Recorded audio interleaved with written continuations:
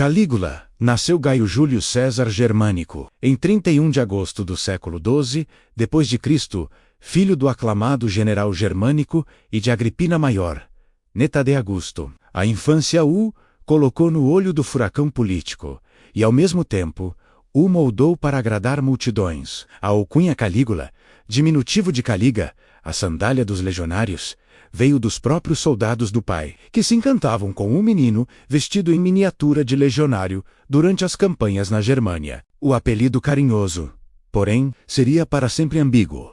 Um nome de guerra que antecipa a imagem exagerada e teatral que Roma construiria sobre ele. A família de Calígula estava entre as mais prestigiosas e vulneráveis do Império. Germânico, sobrinho de Tibério e herdeiro carismático, gozava de popularidade imensa. Sua morte súbita, em 19 depois de Cristo na Síria, gerou luto público e suspeitas políticas. Muitos culparam os bastidores do poder em Roma. A partir daí, a vida de Agripina e de seus filhos, entre eles Calígula, foi marcada por exílios, perseguições e um clima de medo que pairava sobre a casa dos Júlio Cláudios. Crescer sob Tibério, um príncipe desconfiado e recluso, significou absorver a lógica do silêncio, da simulação e da sobrevivência. Adolescente, Calígula foi levado à presença de Tibério na ilha de Capri. Ali, conviveu com intrigas, delações e jogos de humilhação. Sobreviveu adoptando-se. Discreto quando necessário, espirituoso quando conveniente, assistiu de perto ao exercício do poder como teatro cruel. As fontes antigas, Suetônio de Ion Cássio e Filon de Alexandria, pintam Capri como cenário de excessos. Mas qualquer que tenha sido a verdade exata, o essencial é que o jovem Gaio aprendeu que o trono romano não era uma cadeira, mas uma arena. Em março de 37, depois de Cristo, morre Tibério. Calígula, com apenas 24 anos, é aclamado imperador com apoio decisivo da guarda pretoriana. Então comandada por Macro, a recepção foi apoteótica.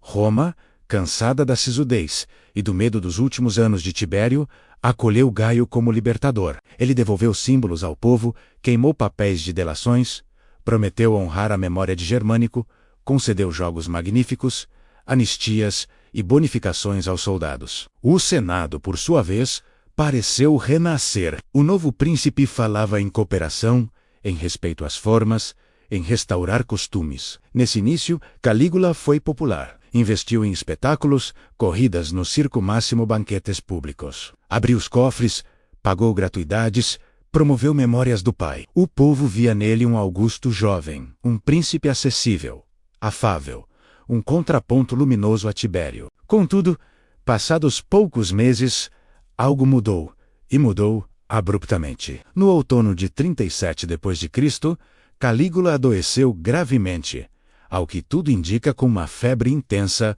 ou um quadro neurológico. As fontes relatam uma recuperação milagrosa, seguida por uma mudança de comportamento. Vindicatividade, gastos crescentes, teatralidade agressiva e um culto de personalidade em acelerado crescimento. Alguns historiadores modernos aventam que a doença pode ter deixado sequelas psicológicas ou neurológicas. Outros lembram que, do ponto de vista político, a virada tem lógica própria. A lua de mel terminara, o dinheiro minguava. E o imperador percebeu que precisava afirmar autoridade sobre senadores cavaleiros e pretorianos. Seja como for, começa a fase mais controversa do reinado.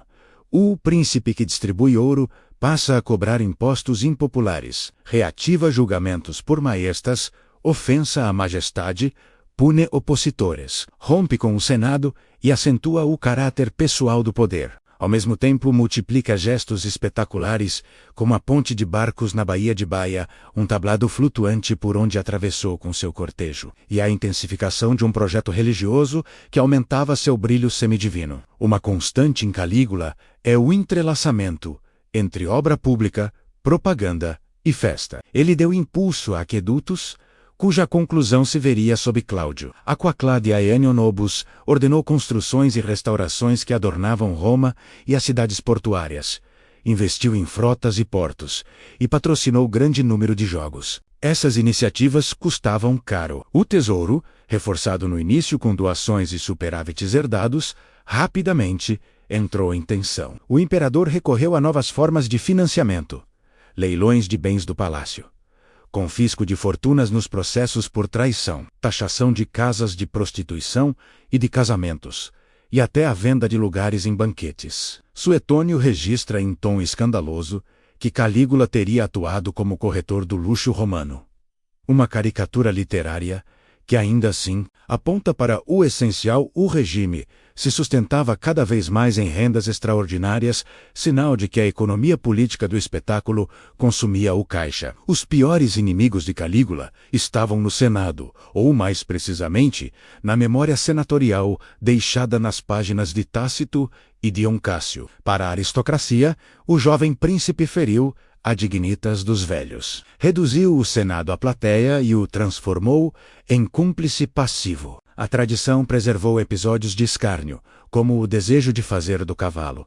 Em Citatus, um cônsul denuncia que Calígula queria mostrar que os cargos eram seus. Dá-los ou negá-los era puro arbítrio do príncipe. Era teatro político, e teatro fere tanto quanto aço. Do outro lado, Calígula não inventou a criminalização de opositores. O uso dos tribunais para confisco e intimidação vinha de Sula, passara por César, agudizara sob Tibério. Gaio, ao radicalizá-lo, mexeu na memória traumática dos nobres. Os delatores enriqueceram. Os medrosos silenciaram. Os insolentes caíram. O Senado aprendeu que o imperador podia ser um diretor de cena cruel, e que a máscara republicana da política romana estava por cair. Calígula recebeu da tradição uma Roma, onde o culto ao príncipe já existia nas províncias e, em forma moderada, na capital. Augusto fora o primeiro entre iguais, e depois, divinizado post-mortem. Tibério evitou chamar a atenção. Calígula deu um passo ousado. Misturou a sua imagem com a dos deuses em vida. Reorganizou templos, fez do templo de Castor e Pólux uma espécie de pórtico do poder imperial. Apresentou-se com vestes sagradas em cerimônias e, segundo Dion, teria exigido adoração. Esse programa religioso tinha dois efeitos. Primeiro, centralizava a lealdade na figura física do príncipe, não em uma instituição, mas em um corpo. Segundo, irritava a sensibilidade aristocrática, que via na encenação de divindade um insulto às formas. A tensão religiosa tornou-se internacional com o episódio judaico. Fontes judaicas e helenísticas relatam que Calígula cogitou instalar sua estátua no Templo de Jerusalém, o que teria provocado guerra não fosse a hábil mediação do legado Petronias e a intervenção de Herodes Agripa, e o caso mostra com nitidez como a teatralidade sacral de Gaio podia detonar crises de legitimidade fora de Roma. Calígula sonhou com glória militar. Dirigiu-se ao norte para enfrentar germânicos e para preparar uma invasão da Britânia. A tradição riu do episódio das conchas do oceano. Narra-se que, diante do Canal da Mancha, em vez de lutar, ordenou que os soldados recolhessem conchas como desporros de Netuno. O relato, já em Suetônio, tem o sabor de anedota moral.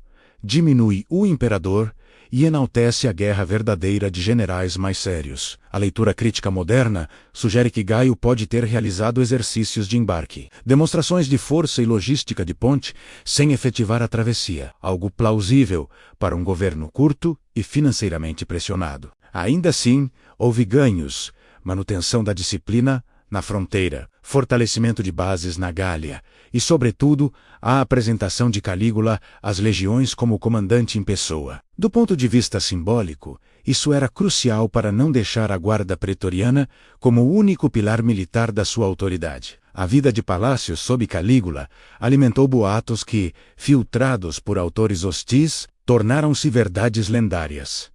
Incesto com Drusila.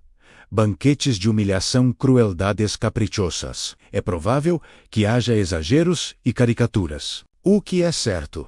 Calígula elevou suas irmãs, Drusila, Agripina Menor e Lívila, à grande visibilidade pública, algo que, para olhos romanos tradicionais, cheirava à corte oriental. A morte de Drusila, em 38, depois de Cristo, abalou Calígula. Ele a divinizou, provocando mais choque nos conservadores. No ambiente doméstico, Calígula forjou alianças e rompeu com igual rapidez. Casamentos curtos, separações públicas, Amantes e intrigas compunham o pano de fundo que os moralistas romanos gostavam de pintar como prova da decadência. Para além do moralismo, o que importa politicamente é que a corte se tornara centro único de distribuição de graças e castigos, e quanto mais pessoal o poder, mais pessoais as inimizades.